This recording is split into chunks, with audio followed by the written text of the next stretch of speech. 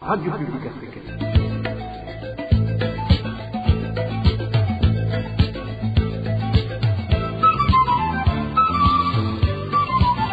Radio Publique Africaine.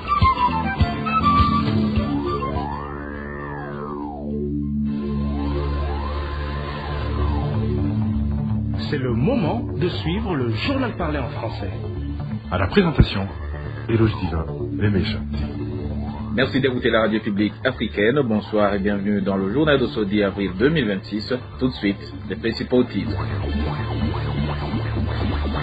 Le président de la commission Vérité et Réconciliation a annoncé ce vendredi que les premières décisions concernant les dossiers de litige foncier et les autres biens seront rendues dans un délai de 2 semaines.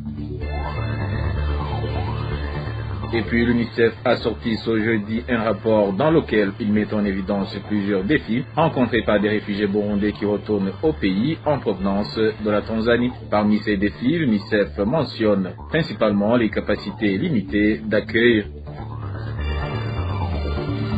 Et enfin, des commerçants n'utilisant pas encore des machines de facturation électroniques existant en mairie de Bujumbura, a affirmé mercredi dernier le ministre des Finances lors d'une descente sur terrain. Et réagissant sur cette descente, le président de la PARSEM dit qu'il est bénéfique non seulement de sanctionner les fautifs, mais aussi de sensibiliser la population sur l'utilité des taxes. Voilà pour les titres, le développement, c'est dans un instant. Bonsoir, démarrons ce journal par la page droits de l'homme. Certains habitants du quartier Mouroné, situé en zone Uterere de la commune de Nahangwa, nous sommes en province de Bujumbura, lancent une alerte après l'arrestation il y a 5 jours d'un résident du quartier. Selon eux, cet homme a été interpellé par un agent du service national de renseignement avec la complicité de certains Imbonerakure. Depuis son arrestation, les habitants affirment l'avoir recherché dans plusieurs cachots sans succès. Des détails avec Emmanuel Ndaishimiye. Les habitants du quartier Mubone, zone Buterere, commune Nahangwa, province de Bujumbura, signalent l'arrestation de Julien Manirakiza, interpellé lundi de cette semaine par un agent du service national de l'enseignement, un policier en complicité avec 5 Imbonerakure. Selon des sources locales. La liste des personnes qui ont procédé à l'arrestation de Julien Manirakiza et de Silva, le responsable du centre russe situé ici à Mouroné, à la première avenue, le second est Bukuru Amoudi, l'actuel chef de quartier est Lionel de la première avenue de Mouroné. Lui, il n'a aucune responsabilité. Il se contente de peu qu'on lui donne pour remplir son ventre seulement. Il y a également Ernest, le fournisseur de débris. Badiz est le responsable d'une société appelée Miembolo située à Mouroné. Le suivant est le prénommé Eric, un agent du service national de renseignement. Il habite à la 2e avenue de Mouroné. Et Eric, le policier qui habite à la 2e avenue.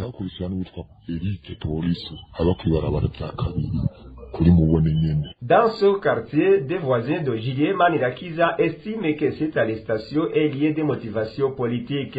Il l'appelle qualifié des précédentes élections des chefs de colline et chefs collinaires. Il a remporté le scrutin avant d'être limogé sans explication précédant non sourcée.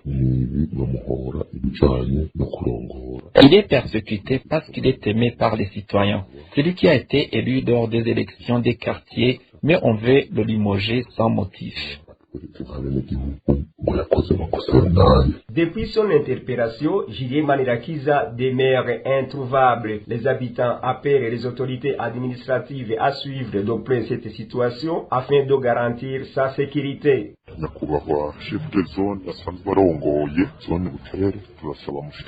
demandons au chef de zone de Buterere et l'administrateur de la commune Nahangwa de suivre de près ce problème. Que Julien Manirakiza ne soit pas assassiné. Ceux qui ont procédé à son arrestation actuellement, ils se vantent en disant que les cœurs des membres de sa famille vont exploser.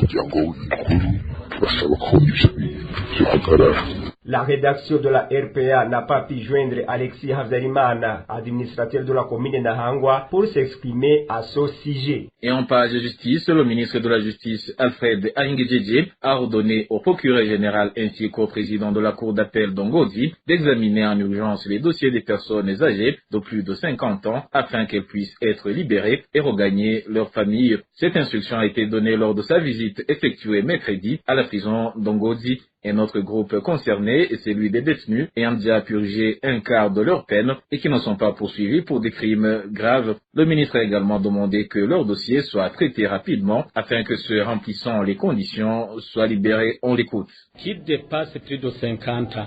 Nous avons même eu l'information, ils ont eux-mêmes déclaré qu'il y a ceux qui ont plus de 60, plus de 70. Donc nous avons pris la décision que le président de cour d'appel d'Ongozi, ensemble avec le procureur général pré-cour d'appel d'Ongozi, puissent s'asseoir ensemble pour tout d'abord, en collaboration avec le directeur de prison d'Ongozi, tout d'abord identifier les dossiers de ces personnes de plus âgées et puis s'asseoir ensemble pour analyser cas par cas pour voir si ces prisonniers puissent être libérés parce que nous avons trouvé qu'ils sont dans des conditions vraiment qui ne sont pas du tout favorables pour les gens les plus âgés. Il est à signaler aussi qu'il y a ceux qui ont déjà purgé un quart de leur peine. Alors, tous ces gens-là qui ont déjà purgé un quart de leur peine, nous avons ordonné que leur dossier soit aussi étudié pour voir s'ils peuvent être libérés. Et le tribunal de grande instance d'Omngaro, en province de Gitega, a rendu son verdict dans une affaire impliquant le policier, Ozias Ilamunda. Il a été condamné à la prison à perpétuité, assorti de dommages et intérêts de 100 millions de francs burundais. À défaut de paiement, il encourt une peine supplémentaire de 6 000 mois de prison. Ce policier a été reconnu coupable du meurtre d'un citoyen nommé Nestor Nininazwe, connu sous le sobriquet d'Ogasadzi. Les faits se sont produits dans la nuit du 4 avril 2026, dans un bistrot appartenant à la paroisse catholique de Kimongere en commune Nyabihanga. Et les premières décisions relatives aux litiges fonciers et aux autres biens traités par la commission Vérité et Réconciliation seront rendues dans un délai de 2 semaines. Cela a été annoncé par le président de la commission Vérité et Réconciliation lors d'une conférence de presse tenue ce vendredi. Pierre Claver Ndaïchalié précise que ces décisions seront définitives et ne pourront pas faire l'objet de recours devant les juridictions. Les litiges tels et autres biens que la commission Vérité et Réconciliation du Burundi est en train d'analyser, qui auparavant relevait de la compétence de la Commission nationale tels et autres biens CNTB. Aujourd'hui, notre conférence de presse vise à éclairer l'opinion publique nationale sur 2 points. Le premier point, c'est d'abord de préparer l'opinion à savoir que le travail d'enquête et d'analyse des litiges tels et autres biens, ces activités ont bel et bien déjà commencé au sein de la commission CVR. Et la deuxième information, c'est de dire, dans 2 semaines, les premières décisions vont tomber. Certaines décisions vont concerner Bujumbura, la capitale économique, Gitega, la capitale politique, mais aussi des dossiers de Burunga, de Butanyerera et de Burumuza. Nous disons qu'il s'agit des premières enquêtes parce que ces enquêtes prennent du temps, ces enquêtes demandent du soin, demandent du sérieux. Il faut écouter le maximum de témoins, consulter le maximum de documents. Bref, nous travaillons sur base de ce que nous appelons le renseignement communautaire, sur base du voisin qui connaissait la maison, qui connaissait la propriété foncière Ulitongo. Dans plus ou moins 2 semaines, les premières décisions, tels et autres biens, vont tomber. Ça sera des décisions, comme le veut la loi, qui sont exécutoires, des décisions, comme le veut la loi, qui sont susceptibles d'aucun recours juridictionnel, pour lesquels nous demandons un appui de l'administration territoriale, un appui de la justice, un appui des organes de sécurité, un appui de toute la population, un appui aussi des médias, pour mieux préparer l'opinion. Poursuivons ce journal par la page sécurité, les déclarations du porte-parole du ministère en charge de la sécurité, Pierre Moriquier, concernant l'arrestation de 6 policiers accusés de vol à main armée sont qualifiés de trompe-l'œil par la Ligue burundaise des droits de l'homme, ITECA. Selon son président cher Nicolas Guizé, ces agents agiraient dans le cadre de missions connues, estiment que la population attend plutôt des actions concrètes pour mettre fin à ces pratiques. Écoutons en cher Nicolas Guizé, il est le président de la Ligue ITECA. À la Ligue ITECA, nous avons suivi la déclaration du porte-parole du ministère de l'Intérieur et de la Sécurité publique, Pierre Moriquier, à propos du vol commis par 6 policiers en tenue, mais aussi avec utilisation des véhicules de l'État. Ici, la Ligue ITECA voudrait dire que ces déclarations, c'est pas ça qu'on a besoin. On a besoin que le gouvernement s'engage et fasse face à ces pratiques de longue date. Parce qu'à la LITECA, nous savons que ces bandes sont entretenues par ce pouvoir, par les responsables de différentes institutions de sécurité. C'est pas seulement ces agents, ces agents et hommes de troupes qu'on a montré qui font ça. Il y a une hiérarchie. L'argent qu'ils collectent, ils le partagent avec les chefs. C'est une pratique qui est là depuis 2015. Différents agents ou troupes sont utilisés dans la répression, dans les enlèvements, dans les assassinats ciblés. Et aujourd'hui, même si on les emmène en prison, nous savons que demain ou après-demain, vous pouvez les rencontrer en train de faire la même chose dans ces quartiers de Bujumbura ou dans la province. C'est connu, l'exemple est du policier appelé Lama, qui maintes fois a été vu dans des vols à mer roquet. C'est connu qu'il est en prison. Donc tout ça pour dire, c'est des miracles, faire dire qu'on a arrêté, montrer, donc c'est pas vraiment ce que la population a besoin. Et la LITECA voudrait saisir cette occasion pour interpeller le pouvoir de l'ITECA, d'éradiquer ces pratiques dans des institutions étatiques, ces institutions de sécurité, sous la sphère des contribuables burundais. Ils devraient faire leur rôle de protection. Espérons que dans demain ou après-demain, le gouvernement pourra se réveiller et dire non, c'est assez, c'est criminalité. Et tout ça sont des conséquences de cette pratique ignoble. Et je vous le disais en titre, le retour des réfugiés burundais en provenance de la Tanzanie s'effectue dans des conditions particulièrement difficiles. C'est ce que révèle un rapport de l'UNICEF publié ce jeudi. Le document met en évidence plusieurs défis, notamment les capacités limitées d'accueil et les difficultés d'accès aux services de base dans les zones de retour. Le point avec Dani Claire et la Trumva. Dans les centres de transit, les familles rapatriées s'entassent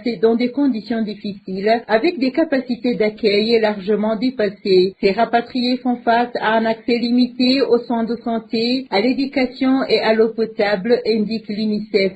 Les infrastructures existantes déjà fragiles peinent à absorber cet afflux. Les services de protection de l'enfance restent également sous forte pression, alors que de nombreux enfants nécessitent une prise en charge spécifique, précise l'UNICEF. Par ailleurs, le manque de moyens financiers des acteurs humanitaires réduit leur capacité à répondre efficacement aux besoins, tant en matière d'accueil que de réintégration, toujours selon l'UNICEF.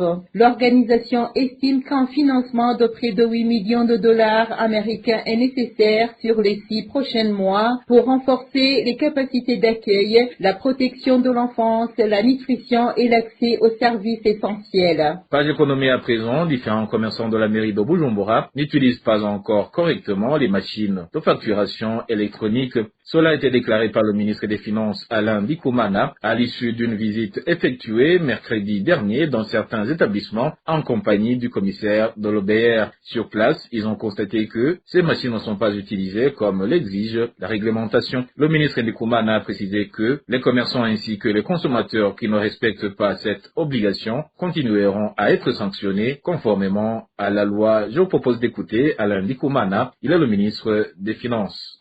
Donc il était question d'aller sur le terrain et d'essayer de redresser ces commerçants ou ces industriels pour essayer de mobiliser beaucoup plus les ressources qui sont nécessaires pour financer les dépenses publiques.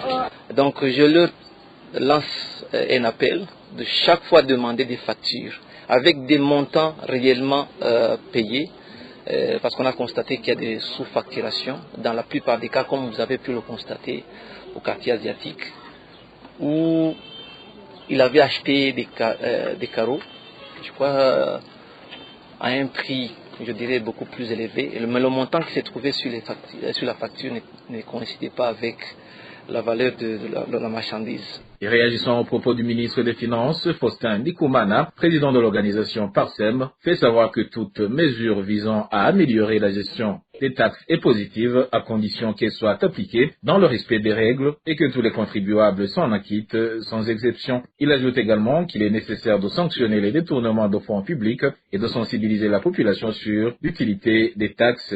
Normalement, toute amélioration des procédures de perception des impôts et toute amélioration est toujours bienvenue. Si on va introduire cette forme de généralisation de la période d'impôt pour qu'il n'y ait pas de tricherie, c'est une bonne chose pour le rendement de la perception fiscale, mais aussi à d'autres défis qui doivent être relevés pour accompagner cette modernisation. Il y a toujours l'assiette fiscale.